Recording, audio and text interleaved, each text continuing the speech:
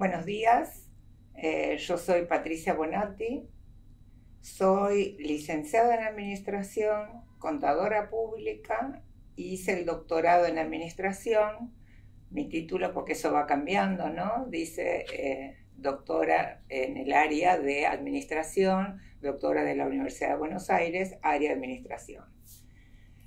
Yo entré a la facultad en el año 70, segundo cuatrimestre del 70, porque me tomé esos 4 meses para... Acá a la vuelta había un instituto que preparaba en todas las materias, porque era un solo examen donde se tomaba geografía, administración financiera, toda la historia de todo el ciclo secundario y matemática, y era un examen, no me acuerdo cuánto duraba, pero imagínense con todas esas temáticas.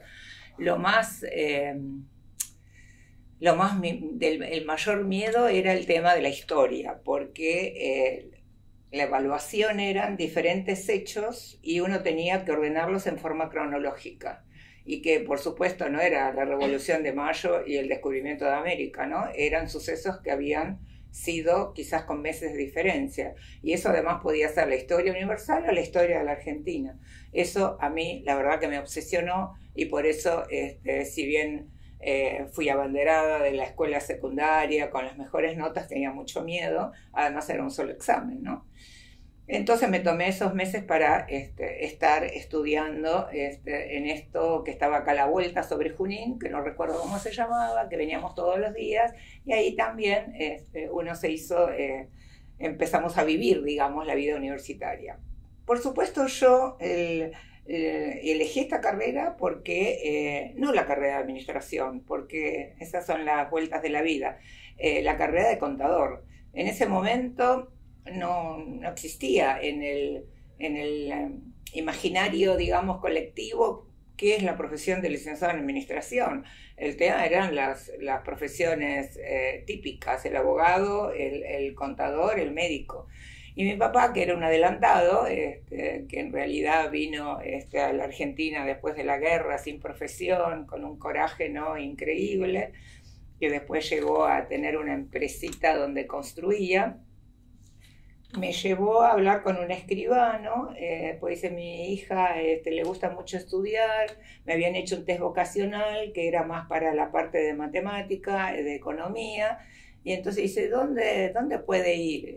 Eso también fue algo notorio para comentar, que menos mal este escribano dijo, no, si tiene tan buenas notas que vaya a la Universidad de Buenos Aires, no la anotes en una universidad privada, ¿no? Pues yo vengo de la provincia, del cordón del Gran Buenos Aires, donde veníamos a la capital, no sé, a la edad de 17, 18 años, al cine con mis amigas una vez cada 6 meses, porque era venir a la capital.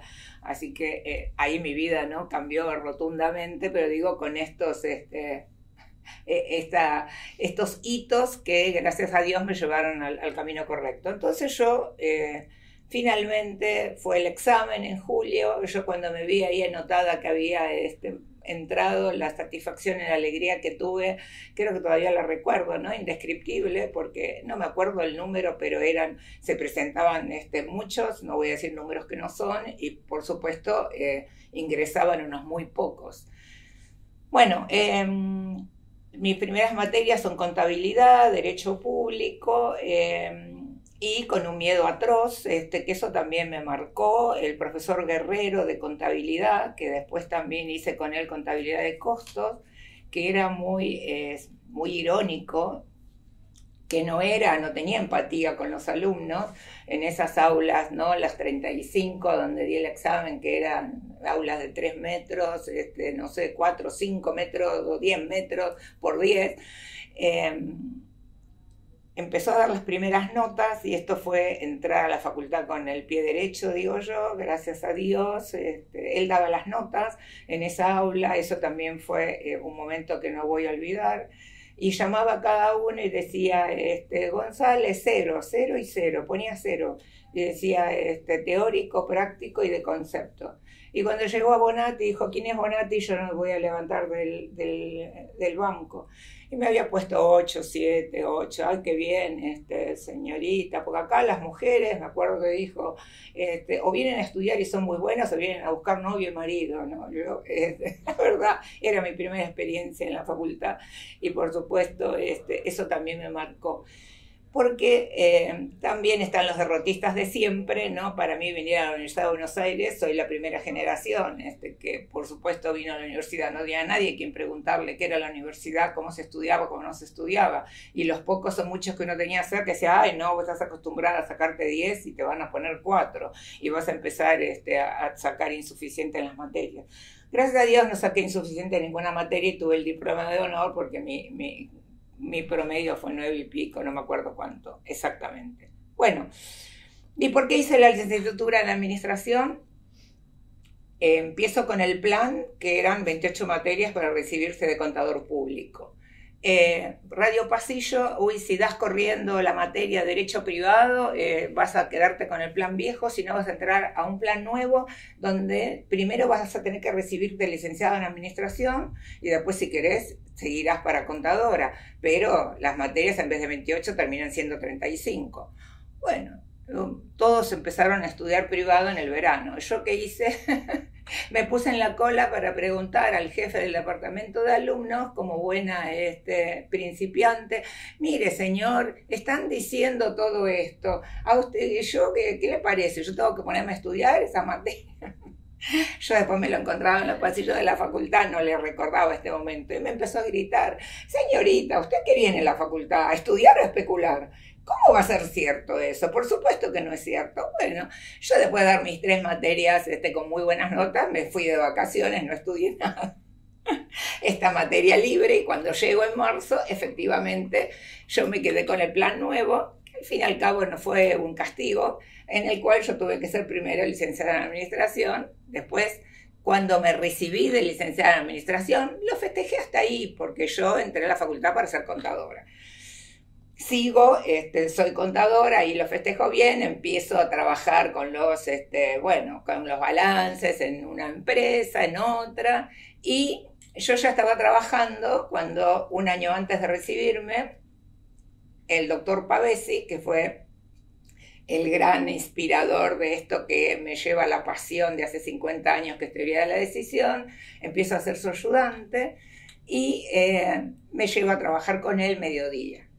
Me recibo de contadora y estoy caminando por los pasillos, y el otro fundamental en mi vida también, que fue el doctor Saroca, de la carrera de sistemas, me encuentra en los pasillos y me dice, Bonatti, el único 10 que puse como en mi carrera de profesor, serás tan buena profesional como alumna, vení a trabajar conmigo, yo estoy trabajando en la empresa multinacional holandesa Bols en Córdoba, entre Uruguay y Talcahuano.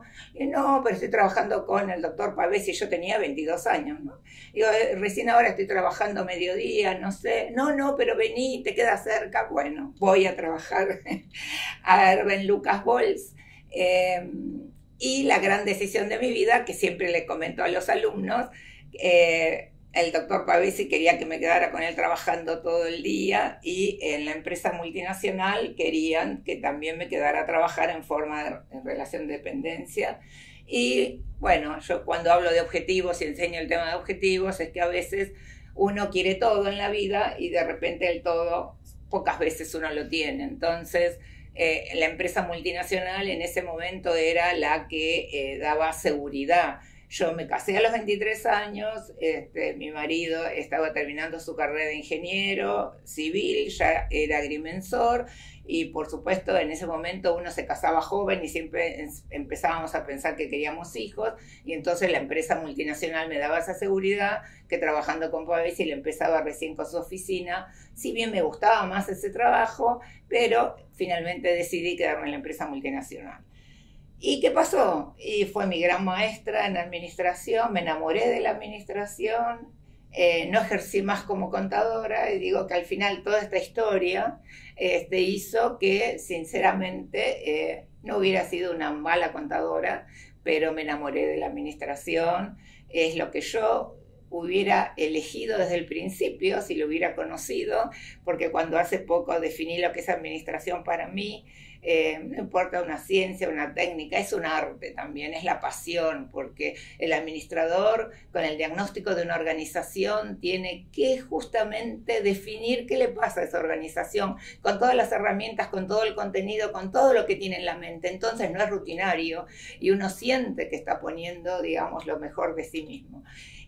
Hablando con otros colegas que son contadores, después de tantos años de trabajo, algunos no se sienten tan bien porque algunos dicen, y terminé siendo un empleado de la FIP, estoy siempre con reglas o con metodologías que no son muy creativas, ¿no? Que son más cerradas. Pero de todos modos esto tiene que ver con la pasión de cada uno, ¿no? Así que bueno, y fui de los raros bichos, que por suerte la salud me acompañó y pude también tener hijos y tener una familia, que no es fácil, sobre todo para las mujeres y en la época que me tocó vivir, esto sin hablar de problemas de género, pero el problema de género en la mesa directiva de las organizaciones, esto todavía sigue existiendo, ¿no?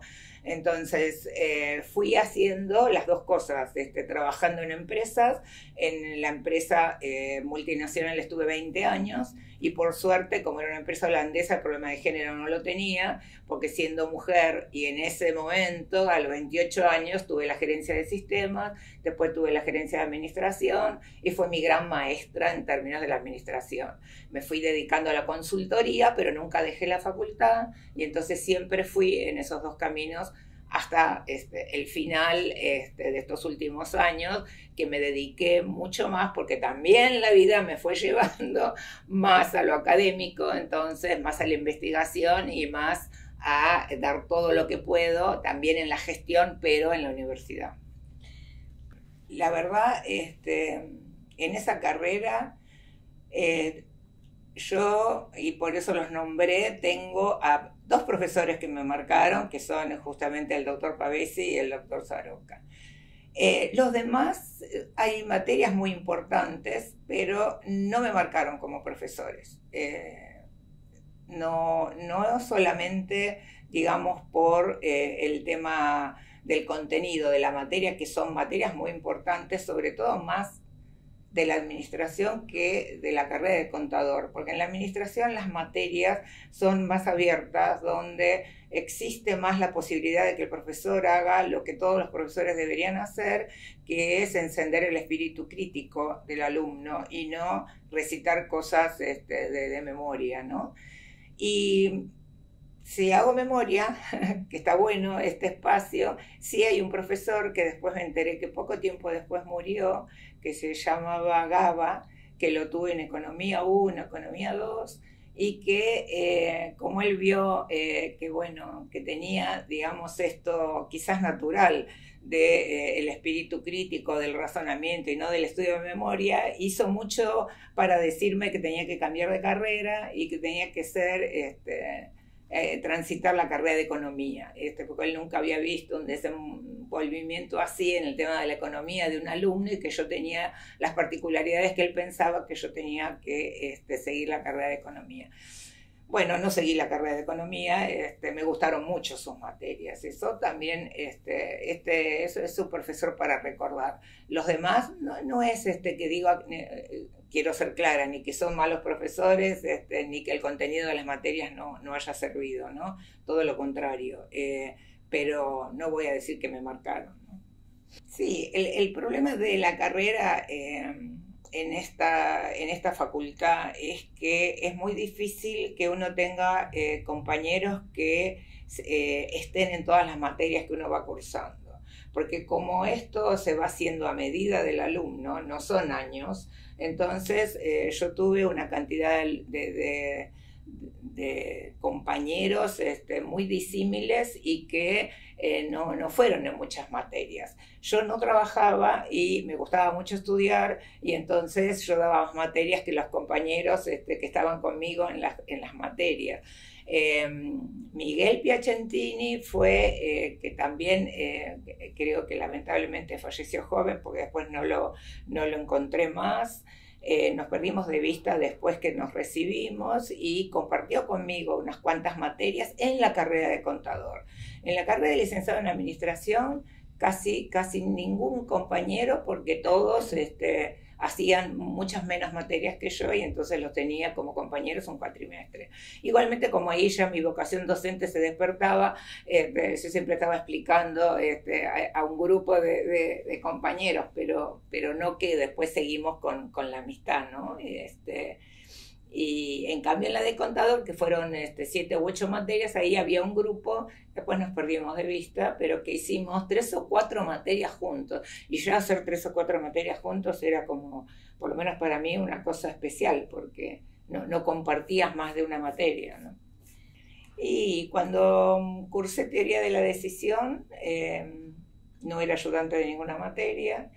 Estaba por recibirme de licenciada en administración, tenía 21 años, me gustó mucho la materia y el doctor Pavesi me pidió que fuera su ayudante y ahí, bueno, me recuerdo la primer clase, creo que después de la clase dormí 24 horas porque vos sentís que, no sé, subiste al Himalaya, ¿no?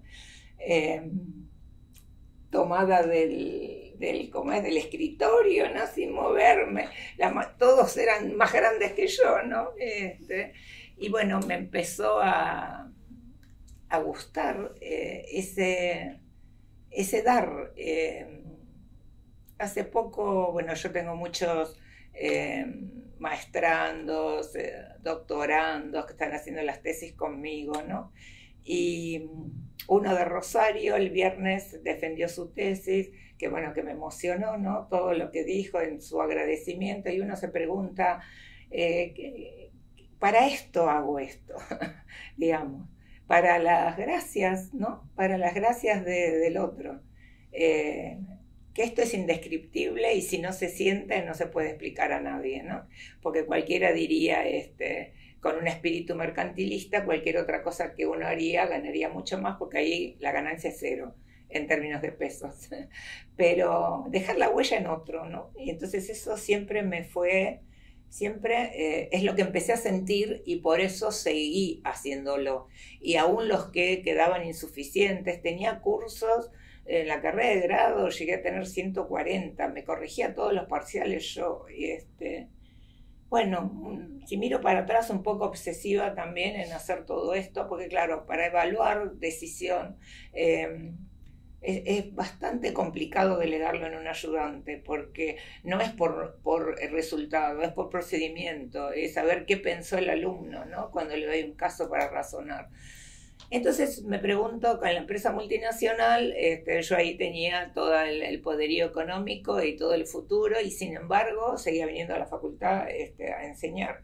En los últimos 7 años, Bols no estaba más ya en Córdoba, entre Uruguay y Talcahuano, estaba y se mudó a la fábrica en Bellavista, y yo vivo en la mitad, digamos, ¿no? Así que, ¿qué hice? Bueno, vine a dar clases de 7 a 9 de la mañana, ya tenía a esa altura 2 hijos, y me levantaba a las 5 de la mañana para estar acá a las 7.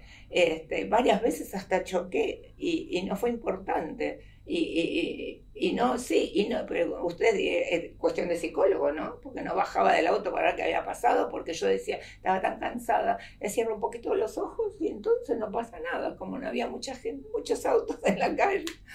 Bueno. Y la empresa multinacional, el gerente dijo, bueno, ya basta con la facultad, porque si te llaman de Holanda, yo iba como una que, no sé, por la Panamericana para llegar no más de las 10, y el último año pedí licencia sin goce de sueldo, y después finalmente me fui, renuncié a la empresa. Y por supuesto tuvo que ver el tema de la facultad, ¿no? El sentirme bien y que no quería dejar lo que ya venía haciendo de hace tantos años, que me daba felicidad, ¿no? Después, por suerte, con los profesores, con Saroca inclusive y otros profesores, armamos una consultoría y seguí trabajando en lo que me gusta también, que es la gestión, ¿no?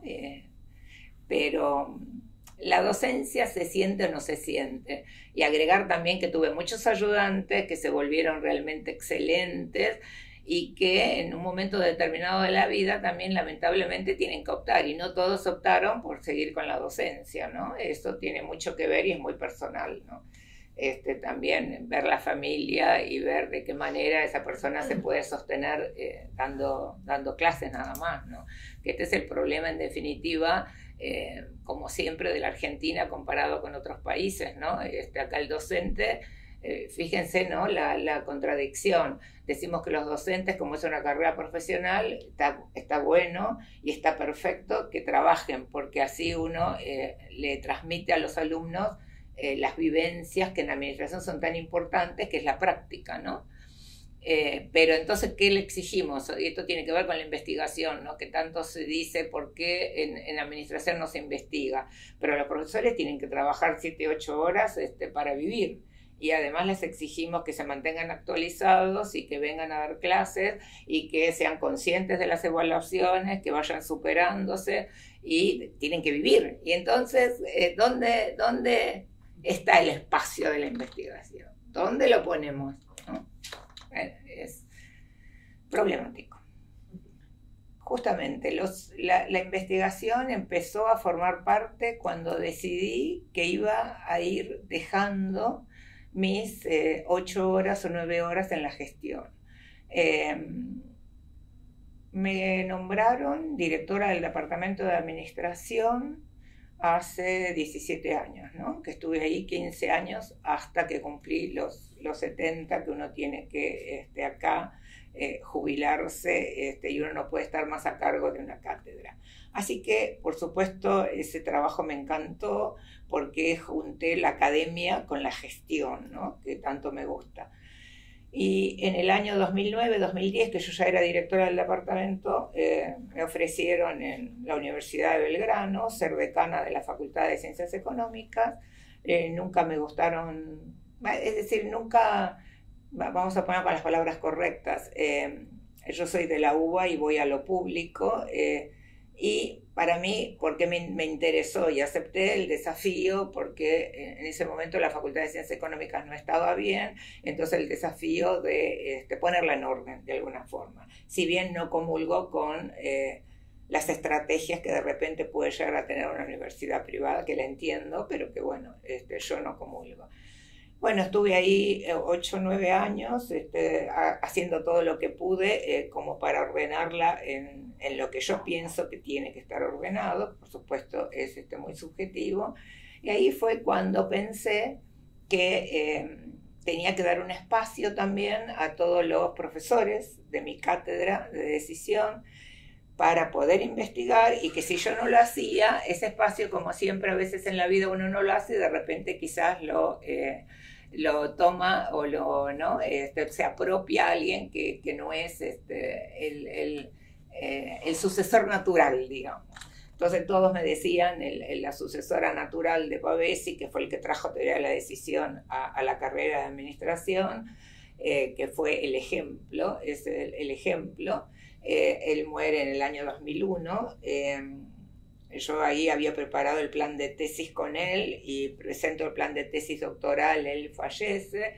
Y entonces en el año 2000, yo me termino doctorando en el año 2005, y en el 2010 empecé a pensar que tenía que armar un centro de investigación acá en la facultad.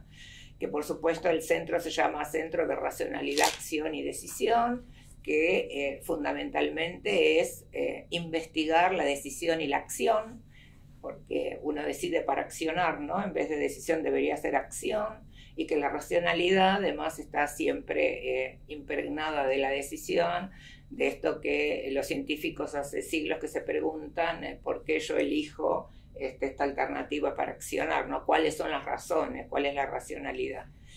Y yo me seguí enamorando de esta materia, y no podría ser profesora, creo, de otra materia. En realidad, con esta felicidad que tengo de teoría de la decisión, fui profesora de Administración General, Dirección General, también soy feliz ahí, pero esto es el superlativo, porque es una materia que fue cambiando todo el tiempo. primero estaba el robot Decididorus, ¿no? Que tiene que ver con el robot Economicus, que no existe, donde teníamos modelos cuantitativos cerrados. Yo siempre digo que fui víctima como alumna de eso y víctima de los alumnos de mis primeros 20 años. Y después, cuando hice el doctorado en administración, elegí junto con Pavesi, no me imaginaba dónde me metía y él ya no estaba acá, pero elegimos juntos estudiar la ocupación de las Malvinas con el modelo de teoría de la decisión, porque siempre nos obsesionaba esta ida y vuelta con la realidad, enseñar lo que se usa en la realidad y ver qué se usa en la realidad que nosotros no enseñamos. Entonces ahí yo me encontré, llegué a los documentos originales, secretos, cerrados al público, me encontré con una apertura a la psicología que durante, sinceramente, muchas noches no podía dormir pensando lo que nosotros enseñamos no sirve si yo estoy viendo una realidad que es muy distante de la realidad. Y esta gente que nos estaba gobernando, que por supuesto no estoy eximiendo de la responsabilidad porque no tenían que haber estado en ese lugar, estaban educados para la guerra y estaban tomando decisiones en función a una realidad que estaba muy lejos de la realidad. Entonces, esto fue el acercamiento a la psicología. Kahneman, premio Nobel de Economía, siendo psicólogo en el año 2002. Entonces me tuve que meter de lleno en todo el tema de la psicología, de la neurología, de los biólogos que están estudiando, los neurólogos, como antesala a todo lo que nosotros enseñamos de decisión. Porque si yo ya arranco con una realidad que está lejos de la realidad, no hay metodología que me ayude a tomar la mejor decisión. Bueno, entonces digo, acá hay que investigar, acá hay que hacer un centro de estudios, y lo tengo ya desde el año 2016, que pertenece a la DIACOM, ¿no? Que es el Instituto de Investigaciones que está acá en la Facultad de Económicas, y la verdad que tengo un grupo de investigadoras que son, digo femenino porque de casualidad fueron, no es que lo busquen, ¿no? Por supuesto, más mujeres, no estoy haciendo una alegoría feminista, y que tienen mucho ímpetu, mucho entusiasmo, muchas ganas, y volvemos a la problemática, que lo único que yo tengo que incentivar y que hacer con esta palabra que se usa ahora, coaching, es despuntar las ganas de investigar, porque esto es totalmente, ¿no?, fuera de las tareas que uno tiene que hacer para vivir, ¿no? Que esa es la verdadera problemática de la investigación, que por eso yo hablo del área de administración, que es la que conozco. En el área de administración, por eso cuesta tanto que los profesores realmente hagan tareas efectivas en la investigación, ¿sí? Mira, yo creo que la única forma que puede mejorar es que haya algo de presupuesto para la gente que trabaja. Yo creo que parece, ¿no? Parece demasiado, ¿cuál es la palabra?, ¿no?, mercantilista decir esto, pero creo que es lo que muchos me comentan, ¿no? No solo no tienen ninguna retribución, sino que además uno tiene que terminar pagando, ¿no?, sacando plata de su bolsillo para, no sé, movilizarse.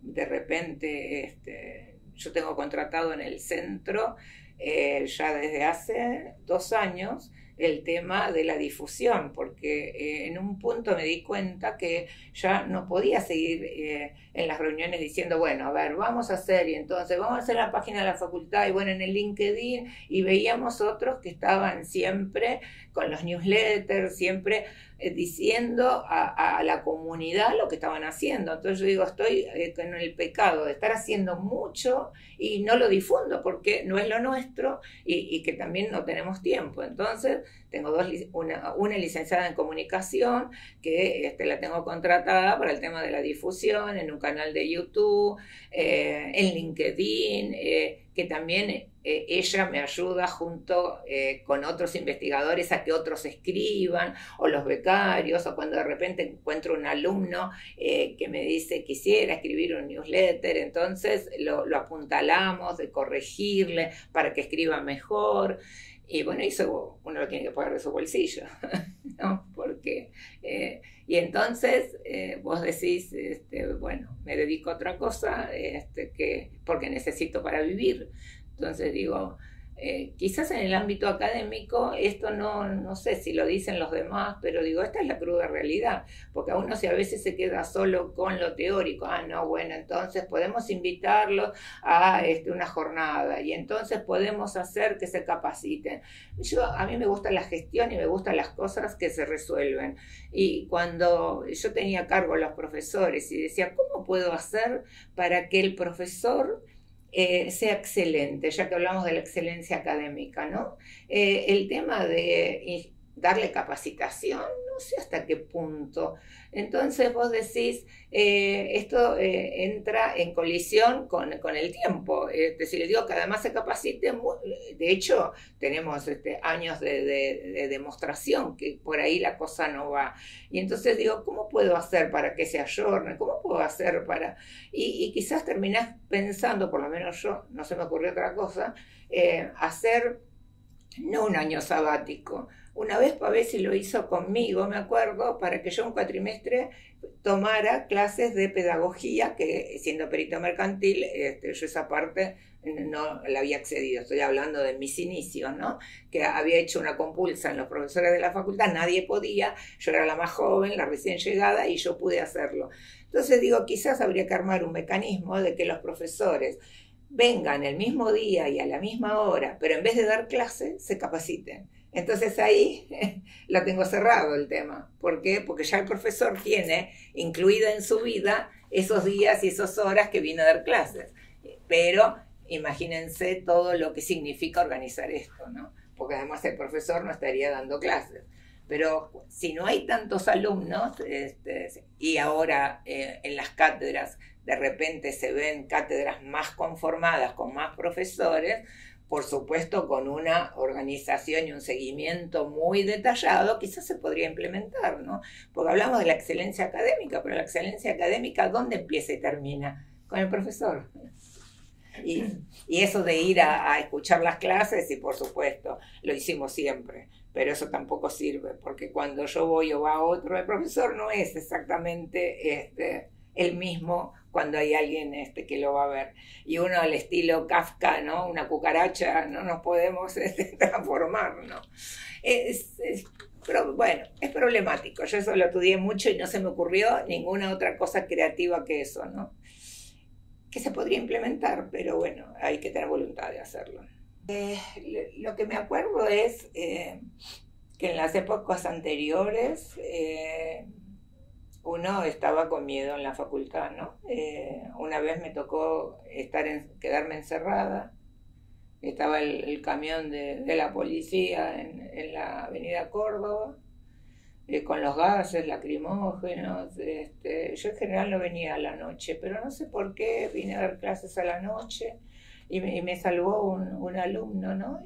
Porque después se había hecho una filita para salir y yo también quería salir, no había celulares en esa época, no nada, y todos los que salían se iban directo al camión de la policía, que el alumno me dijo, ¿dónde va? Usted quédese acá sentada, no se mueva en un rincón. Bueno, esas fueron épocas. A mí no me tocó en términos de perder clases.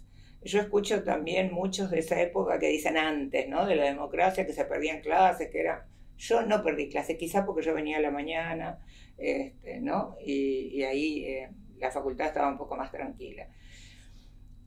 Con la democracia lo que recuerdo que fue transversal para todos y que quizás tampoco fue muy, muy justo, pero bueno, fue así, que todos tuvieron, aparecieron los concursos kilométricos, ¿no? Pavesi tuvo que presentarse a concurso. Los incunables, como uno dice en los libros incunables, los profesores tuvieron que dar concurso, ¿no? A mí esto me extrañó. Yo quizás en el 80 todavía no estaba tan imbuida de todas las cuestiones académicas y lo que recuerdo es que, bueno, el concurso con el que me presenté y que lo gané, se presentaban, no sé, 50 y había 9 o 10 cargos. y que a mí me llamó la atención cómo yo había ganado el concurso y otros profesores que eran con más experiencia que yo y más grandes no lo habían ganado. Entonces me quedó el sabor amargo de que ese concurso después de la democracia así tan amplio y populoso donde todos entraron, no estuvo tan bien. A mí me quedó, no puedo dar más ejemplos porque no sería justo, porque después uno va perdiendo quizás, ¿no?, la memoria de algunas cosas. Además, es trágico pensar que los neurólogos ahora descubrieron que ya perdemos los hechos en el pasado, los perdemos, porque nuestra memoria es según la última vez que lo recordamos, cómo lo guardamos. Si lo guardamos mal, que seguramente lo guardamos mal, con algunas imperfecciones, cuando lo vuelva a recordar, voy a recordar eso, no la realidad. Que eso explica, ¿no?, cuando hay una pareja de ancianos, ¿no?, que recuerda algo y uno dice una cosa y el otro dice la otra. Y uno dice, ¿cómo puede ser que uno recuerde esto y el otro totalmente lo contrario, ¿no? Yo recuerdo el tema que fue muy estresante para todos los profesores, el tema del concurso en administración, todo el mundo a concurso, titulares, asociados, adjuntos, y fue los resultados, y lo digo yo que lo gané, y yo sé que muchos profesores quedaron muy disgustados con eso, y yo aún ganándolo pienso que hubiera sido seguramente más justo que lo hubieran ganado otros y no yo, por la experiencia que ya tenían en el cargo, ¿no? Eso lo recuerdo nítidamente. Lo demás, yo no tuve problemas de funcionamiento en la facultad. Hay muchos que recuerdan, no sé, que estaban los policías antes de la democracia, que los vigilaban, que los palpaban. Yo eso no lo viví. Será, no sé, porque habré venido a la mañana, no sé. Yo creo que no cambió demasiado. Las carreras de administración, la carrera de administración con las materias que son fundamentales de la administración, siempre, desde la época que yo las cursé, es la administración aplicada. En los buenos, entre comillas, profesores, como decimos, que está bueno que estén trabajando y que transmitan a los alumnos las experiencias de vida, porque la administración es la práctica. Siempre en la práctica hubo casos interesantes y siempre fue la aplicación de la aplicación de la administración, ¿no? En el tema de la pandemia, ahí hubo un poco un desfasaje en que hay algunos profesores que no se amigaron con el tema de la tecnología. Yo creo que esa es la única ventaja de la pandemia, ¿no?, que tuvimos que hacer un giro, como es Copérnico, ¿no?, en el uso de la tecnología, que no lo hubiéramos hecho de ninguna manera. Sí lo hubiéramos hecho si no hubiera estado la pandemia, ¿no? Pero también es cierto que algunos quedaron, ¿no? Algunos quedaron en lo que es subir archivos, que no son las clases sincrónicas, no lograron hacer ese traspaso. Entonces ahí es donde quizás se resiente un poco esas materias que necesitan más práctica, ¿no? Pero yo no creo que se haya cambiado fundamentalmente, pero sobre todo, no lo digo en términos de crítica, sino que siempre estuvieron en manos de los jefes de cátedra el ahondar en el tema de la práctica, que esto no es teoría, es práctica. La administración es práctica, ¿no? Es razonamiento, es creación, como dijimos en la labor del administrador, que no es aplicar recetas, ¿no? Y es cierto que a veces el alumno de repente se siente mucho más cómodo con la receta, y esto es lo que el profesor tiene que decir, que en administración no existe. Yo lo que sí veo una falencia en los últimos años, y muy marcada, en que no se está haciendo, no se le está enseñando al alumno el tema del oral, de la presentación oral. Entonces, a mí me pasó en los últimos 2 o 3, que tengo la cátedra de honor, y que por eso antes, como jefe de cátedra, yo no tenía un curso a cargo, estoy dando clases en la maestría, en los doctorados, iba a dar clases en las clases de mis profesores. Ahora de que tengo la cátedra de honor me estoy, por supuesto, involucrando mucho más. Tomé los últimos finales todo el año pasado y en el final, que lo hago oral, me doy cuenta de que esta persona que se está recibiendo licenciada en administración tiene el miedo escénico, ¿no? de contar lo que sabe. Entonces, eso sí fue una alerta, ¿no? Porque digo, creo que en nuestra época no pasaba, porque teníamos varias materias en donde teníamos que exponer. Entonces, creo que que es un deber del profesor, que no lo están haciendo. Hay que hacer que cada uno exponga, porque en definitiva la profesión liberal se está vendiendo y el profesor tiene que saber, el profesor no, el licenciado en administración cuando se recibe tiene que saber convencer al emprendedor, al director, de lo que él va a hacer. Y si no puede hablar, y si queda con el miedo escénico, es un problema ese, ¿eh? Es un problema que creo que tenemos, y que tiene que solucionarlo los profesores, ¿no? Solamente en la última materia, que es el seminario famoso de integración, y algunos profesores lo hacen, no todos, el tema de la exposición, ¿no? O hacen grupal y expone uno y tampoco sirve, porque en lo grupal viene muy bien ¿no? para tener un menor tiempo de evaluación, pero sabemos bien que en los grupos hay muchas diferencias de responsabilidades y de lo que se lleva cada alumno, ¿no? Y cómo medirlo eso si yo lo hago grupal, ¿no? Sí, yo creo que eso... tuve digamos, el ejemplo más cercano que lo tuve en la Universidad, bueno, de Belgrano, y en la Universidad de Belgrano era exactamente igual, ¿no? En otras facultades, cuando que tuve la oportunidad de ir, los alumnos tienen otra forma de estudio, otra forma de vida que tampoco se puede comparar, ¿no? Yo siempre digo, cuando estoy enseñando, que las comparaciones hay que hacerlas con mucho cuidado, porque lo mismo cuando comparamos un profesor, no sé, yo estuve un tiempo en la Universidad Nacional de Colombia, 15 días, estuve otros 10 días en la Universidad Milano Bicocca de Italia. Y tanto uno como otro, por ejemplo, Colombia, en Bogotá, me encontré con un nivel de alumnos que fue una sorpresa y una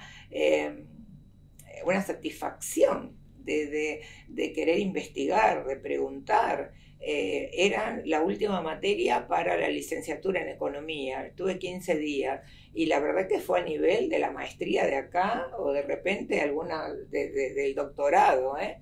Y eran alumnos que se recibían licenciados en economía. Entonces yo conozco profundamente lo que pasa en Colombia, pero ellos en general no trabajan, están todo el día en la facultad, tienen más horas de estudio, más horas de cátedra. Por eso digo que comparar sin buscar las causas, que mucho nos sirven, ¿no? Porque no es problema quizás del alumno acá ni tampoco del profesor, es la estructura que hay que cambiar, ¿no? Como cuando comparamos profesores. Allá en Milano son profesores de dedicación exclusiva, casi todos tienen su oficinita y se dedican a eso, ¿no? Y después sí hacen algún que otro trabajo de consultoría, pero por eso hay tanta dedicación en la investigación, en los papers, en la escritura, ¿no?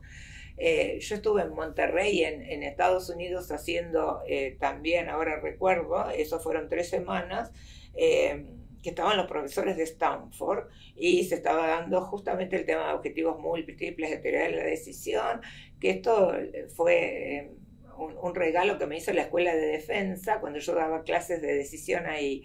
Y bueno, los profesores tenían dedicación exclusiva y con nosotros estaban, y yo me acuerdo, más que adelantados, yo estoy hablando del año 2010, donde de repente, que a mí me llamó la atención, estábamos todos hablando y a los 10 minutos vamos afuera. Y bueno, afuera, mirar el verde, tomar un café y después otros 15 minutos. Yo decía, qué raro, tanto tiempo, 10 minutos, 15 minutos. Bueno, y después a los 2 o 3 años leo que en los mapas mentales ya se sabe que el pequeño no tiene una atención más de 5 minutos. En la primaria, creo que en la secundaria son 10 minutos y el adulto son 15 minutos. Que, bueno, me puedes escuchar con todos tus sentidos más de 15 minutos, porque tu mente se va a ir a lo que tenés que hacer después o lo que fuera. Y ellos ya lo tenían implementado, ¿no? Entonces, no podemos comparar ni el rendimiento del alumno, ni podemos comparar el tema del profesor, ¿no? Por eso cuando se dice acá, ¿por qué no se investiga? ¿Por qué se investiga y se escribe y hay tanto escrito en Estados Unidos y no en la Argentina?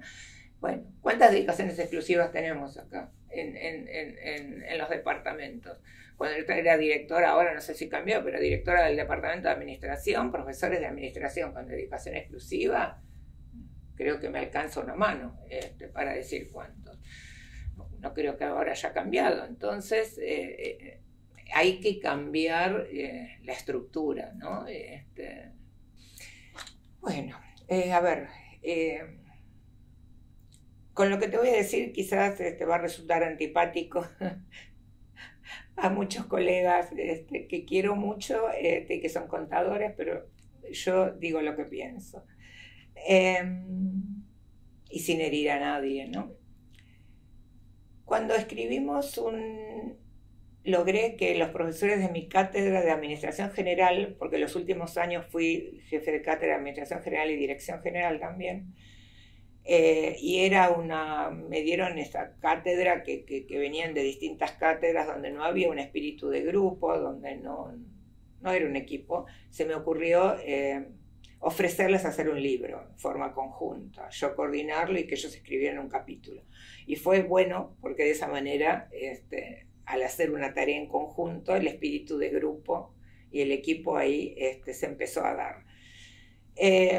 Un profesor que es especialista en las pymes, yo siempre trabajé, entre paréntesis, no me quiero ir de tema, solo acotar, que siempre que trabajé en empresas medianas o grandes, no en la pyme. La pyme una sola vez tuvimos una consultoría en la pyme. El especialista en las pymes, cuando escribió este capítulo, me acuerdo, ahí empecé a investigar un poco, me dice, ¿sabes, Patricia, que el 90-95% de la economía de la Argentina está en manos de pymes, ¿no? Digo, ¿estás seguro? Digo, 90-95, no es un poco menos, no, 90-95. Bueno, entonces, en un momento empecé a pensar, a ver, si las carreras tienen que estar adecuadas a lo que es la necesidad del país, porque eso es lo que corresponde, ¿no? Entonces, cuando hablamos del trabajo del licenciado en administración, el licenciado en administración, en su futuro, ¿qué le aconsejas? Que se arme una empresa y ofrezca las bondades de la administración.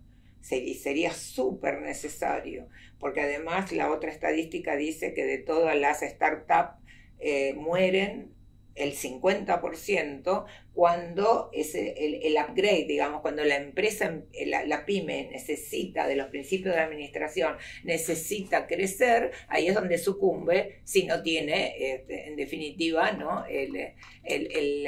el contenido que le puede dar un licenciado en administración. Si bien hay muchos que piensan que la administración es sentido común, que en realidad no es así, pero bueno, eso dejémoslo. Entonces, cuando decimos eso y miramos la realidad, decimos, a ver, el empresario argentino, el emprendedor argentino, ¿tiene dinero para pagar a un licenciado en administración? No. Y entonces, ¿qué pasa con la carrera de administración?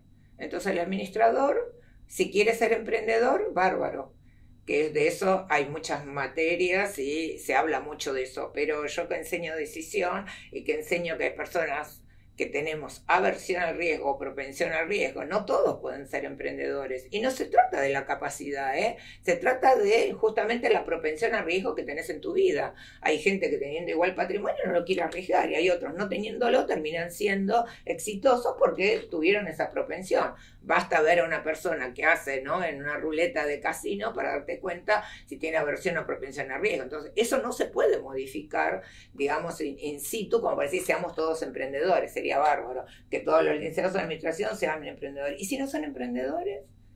Y entonces voy en mi pensamiento y con todos mis respetos a decir que el contador, sin querer, termina siendo la competencia del licenciado en administración. Porque el emprendedor, el director, ¿a quién le va a preguntar si tiene problemas de administración? Al contador.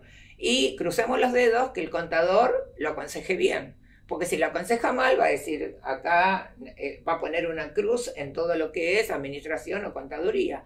Entonces yo digo, algo habría que inventar en las carreras, porque en definitiva, el contador, y por eso hay muchos contadores, desde mi punto de vista, muchos no sé, vamos a corregir la palabra, pues yo no tengo los números, pero sí varios, y no será, por supuesto, una muestra significativa, que me dicen que siendo contadores vienen a hacer la carrera de administración, porque quizás se dan cuenta que tienen de esa manera nutrirse de los contenidos para poder asesorar mejor, porque el contador es un mal necesario, lo tienen que tener. Y entonces yo digo, y con toda honestidad, ¿es fácil de hacer? No es fácil de hacer. Acá tenemos, ¿no? Las carreras separadas, las funciones separadas, las incumbencias separadas. Y la administración, dijo alguien, no lo dije yo, es el niño todavía que no está educado, y todavía dicen algunos, acá está el contador y acá el licenciado que está creciendo. Yo no me quiero meter en ese debate. Yo dije esto porque es lo que yo veo de la realidad, que, insisto, como conclusión, la facultad y las carreras tienen que estar, no a semejanza de lo que es en Estados Unidos, en Italia, basta de compararnos con países que tenemos culturas diferentes, lo mismo que la cultura de la organización. Entonces, la pyme de Argentina no tiene nada que ver con la pyme de Estados Unidos. Entonces, la pyme de Argentina, ¿cómo logro que tenga, ¿no? que tenga en sus balances la posibilidad de contratar a un licenciado en administración? Si no le alcanza. Ese es el problema. Entonces, posicionar la carrera, tratar de tener más contenidos, hablar más de las pymes, todo esto hay que hacerlo. Pero después, ¿cómo lo insertamos en las pymes? Eso es lo que yo me pregunto. El contador ya está insertado y es de la carrera de la Facultad de Ciencias Económicas. Entonces, y bueno, claro, no es fácil. Y por otro lado alguien dirá, y no, porque le gusta la parte de contador, no tiene por qué gustarle la parte de administración. Sí, está bien, pero que estén, no sé, más unidos, que haya un tronco común, no sé, habría que analizarlo, pero, y ojalá, capaz que se está analizando en el plan de estudio, ojalá que se pueda lograr algo, ¿no? Y también como responsable fui en Belgrano de las carreras de 4 años, que esa es otra incongruencia, ¿no? Que existe en la Argentina, que en algún momento ojalá la podamos cambiar. Por la ley 24.900, y no me acuerdo bien el número, la carrera de licenciado en administración es la que te posibilita tener la matrícula y es la única reconocida, ¿no? La carrera fuerte que tenemos nosotros, yo te digo de nuevo, los 24.000 y pico, la ley que posibilita esto de la carrera de administración. ¿Qué pasó con las carreras que están en las universidades privadas? Licenciado en comercio exterior, licenciado en relaciones humanas, recursos humanos, licenciado en comercialización, licenciado en hotelería tenía yo en la UB, y creo que nada más, ¿no? Comercio exterior, comercialización, recursos humanos, hotelería, 4 años, no tienen la matrícula, no los habilita la ley. Yo fui consejera también del Consejo Profesional de Ciencias Económicas.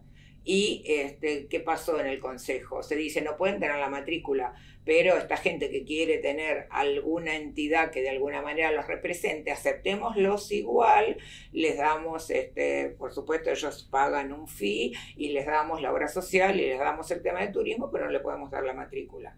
Entonces, también, esto lo aceptó, no sé, el Ministerio de Educación.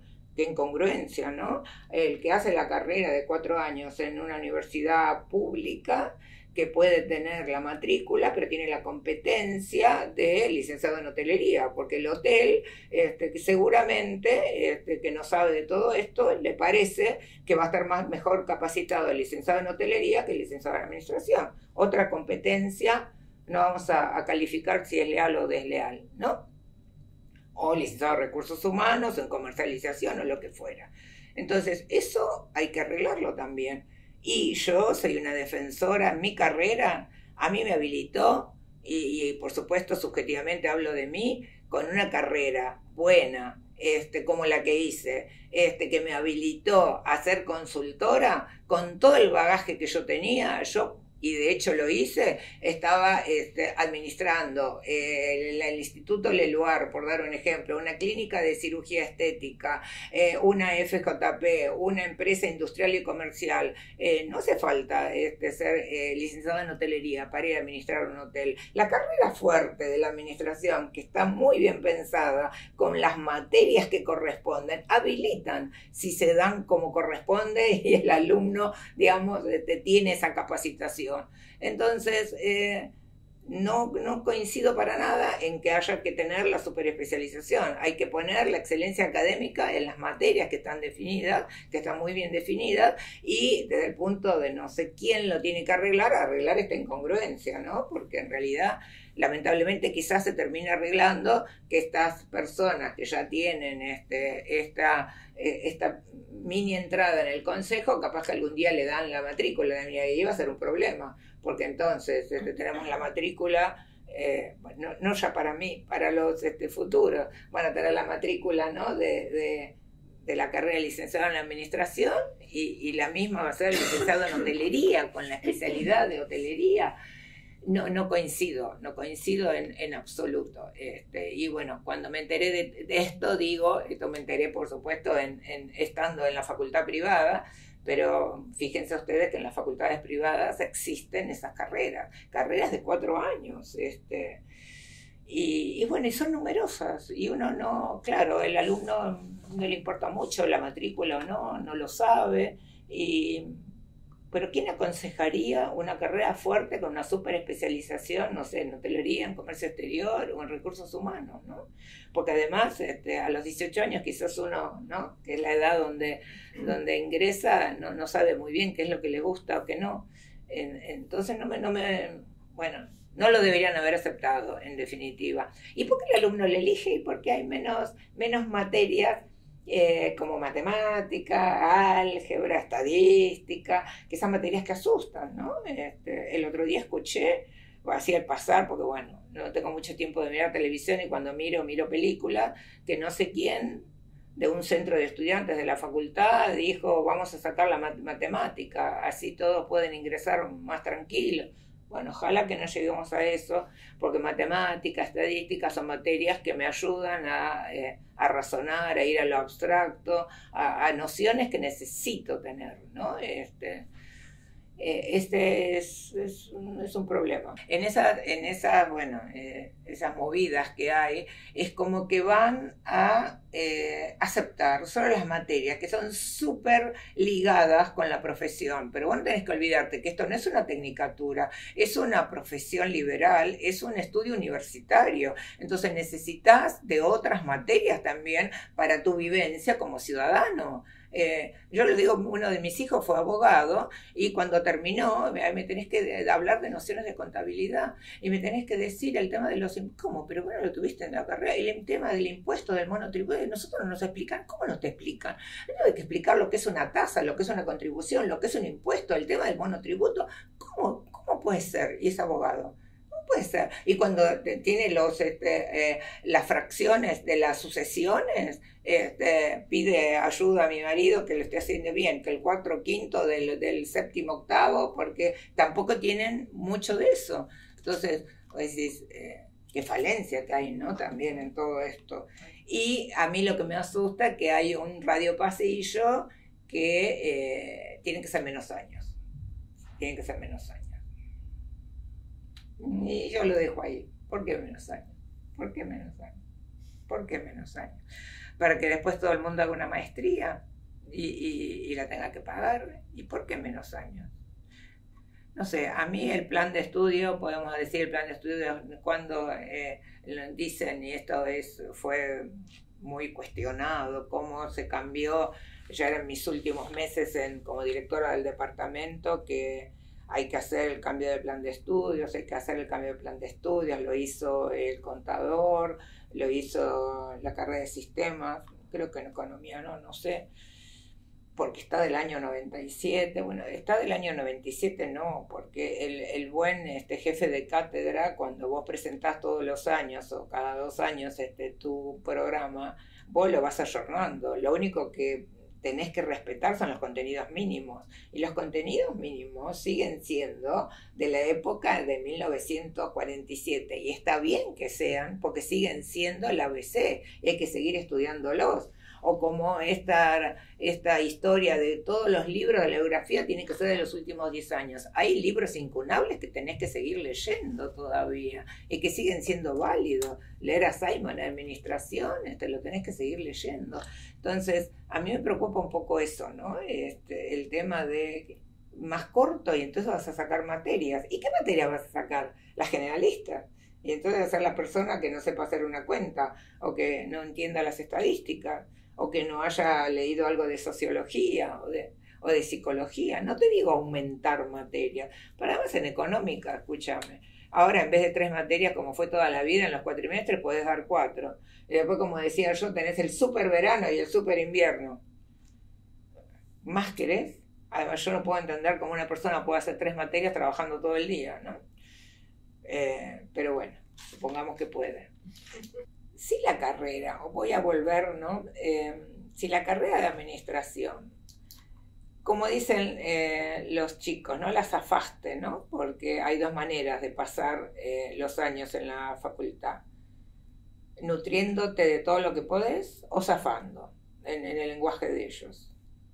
Y de hecho es así, porque uno lo ve en los alumnos, que son muy diferentes. Si vos realmente te llevaste todo,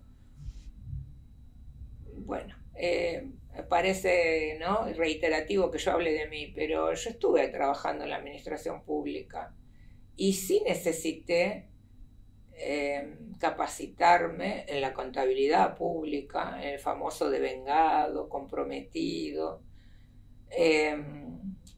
que por eso digo también que el licenciado en administración tiene que tener nociones contables y que no es así al pasar, porque estoy en organizaciones y que el balance no me sirve para decidir, pero me sirve para muchas cosas.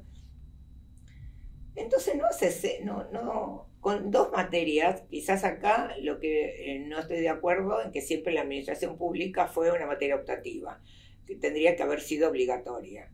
Y con 1 o 2 materias es suficiente. Es lo mismo que tenemos una materia que es comercialización, una materia que es administración de personal, otra materia que es administración de producción.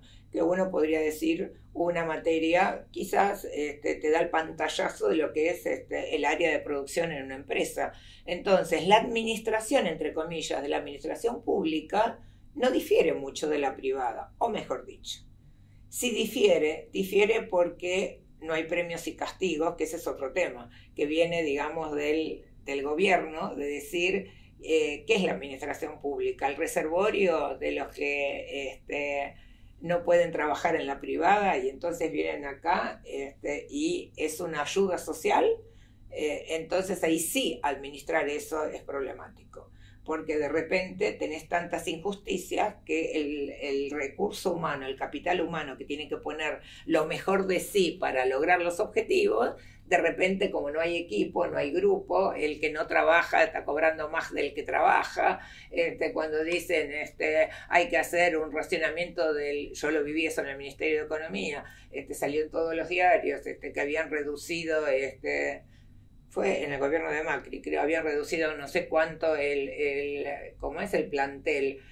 Yo llegué donde trabajaba, que era en el ente que dependía del Ministerio de Economía, el ente de las empresas del Estado liquidadas, que se hizo un trabajo pero muy bueno, donde se digitalizó todo lo que tenían para jubilarse los que habían trabajado en las empresas del Estado, porque si no, imagínate, cuando se jubilaban, esas empresas ya no existían, no se podían jubilar. Al final habían despedido a las personas que trabajaban y a los que llamados, no vamos a hacer ejemplos, pero los que no les gustaba tanto trabajar, seguían ahí. Mi amigo, que era el que trabajó mucho conmigo, que era el jefe, estaba desesperado. Y me acuerdo siempre, una persona que a los 2 meses se jubilaba, me habían despedido. Ahí un error, porque esa persona enseguida hace juicio al Estado, cuando en realidad podías esperar y a los 2 meses se jubilaba.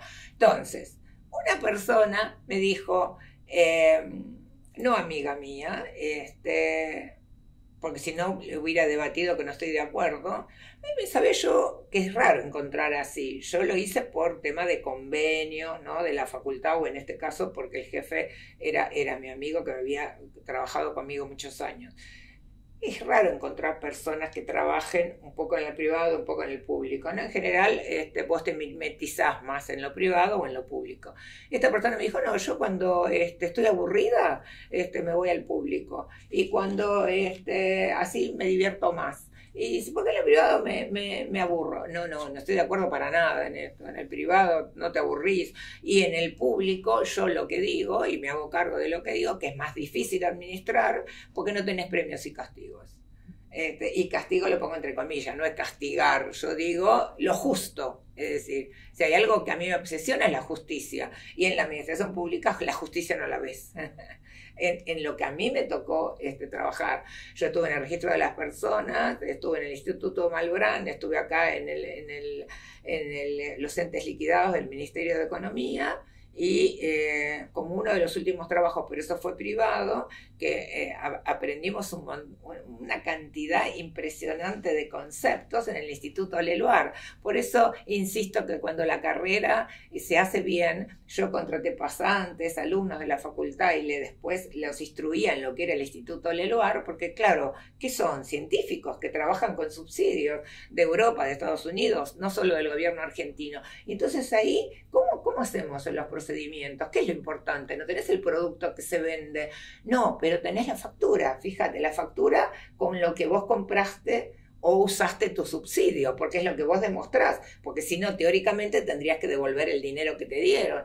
Entonces, no hace falta hacer una carrera para eso o tener más materias, porque cada vez que uno entra a la organización, tenés que nutrirte de esa organización para ver la cultura. Y eso es lo lindo del trabajo de administración, que no hay recetas. ¿Qué le pasa a esta organización? ¿Cuál es el procedimiento? ¿Dónde está el poder? ¿Dónde está la autoridad? El famoso diagnóstico, que esto es lo que hay que insistir en las materias. Y entonces, ¿que tengo administración pública? Sí, por supuesto, pero hacer una super especialización, no, es lo mismo que yo quisiera hacer una super especialización, no sé, de los hospitales, de los hoteles. Son organizaciones. Y que claro que el administrador se tiene que nutrir, que bueno, siempre decimos en las maestrías que ese es el problema.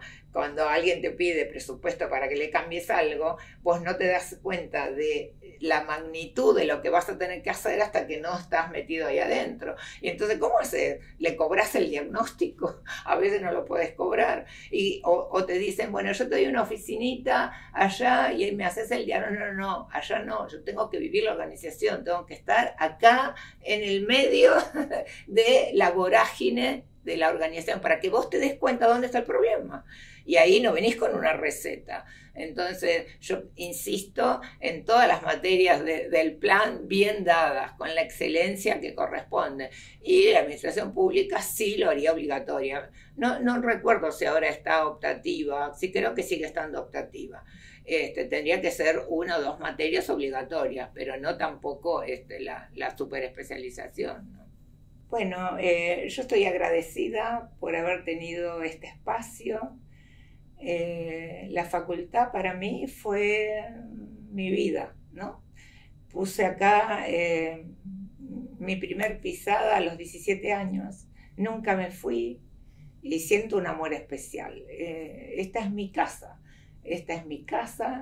Me siento con mucho orgullo de haber podido en los años que además gestioné hacerlo mejor para que esta facultad dentro de la Universidad de Buenos Aires tenga su espacio. Soy una defensora acérrima de la educación pública y de mi facultad.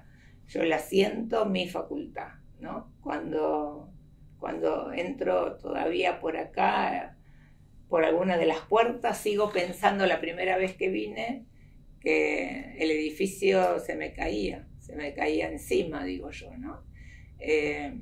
Porque yo venía de la provincia y recuerdo la anécdota que para mí sentarme a comer, ¿cómo me iba a sentar a comer, no? Yo comía siempre en mi casa o cerca con mis amigas, entonces ¿cómo acá me iba a sentar a comer en algún lugar y sola? Entonces me la pasaba caminando y comprando algo, pero caminaba. Hasta que, bueno, la salud se resintió y entonces el médico me dijo, sí o sí, hay que sentarse en algún lugar y comer. Increíble, ¿no? Bueno, eran otras épocas. Para mí la facultad era algo que no podía tocar, que no podía llegar, que no tuve a nadie a quien poder preguntar cómo eran los estudios universitarios, cómo era la facultad, y además tener que viajar en el tren, en subte, todos los días. Yo sentí que eso era un mundo que yo creo que empecé a vivir ahí, ¿no? Y entonces por eso la facultad tiene un lugar tan importante para mí. Ahora digo, con la edad que tengo, siempre digo, lo poco mucho que siga haciendo lo voy a hacer acá. Entonces, quiero estar quizás un poco más cerca, ahora que ya todavía me muevo bien, pero quizás algún día ya no me pueda mover tanto y estar todavía más cerca. Porque lo poco mucho, por supuesto, lo voy a hacer acá. Así que gracias por este espacio.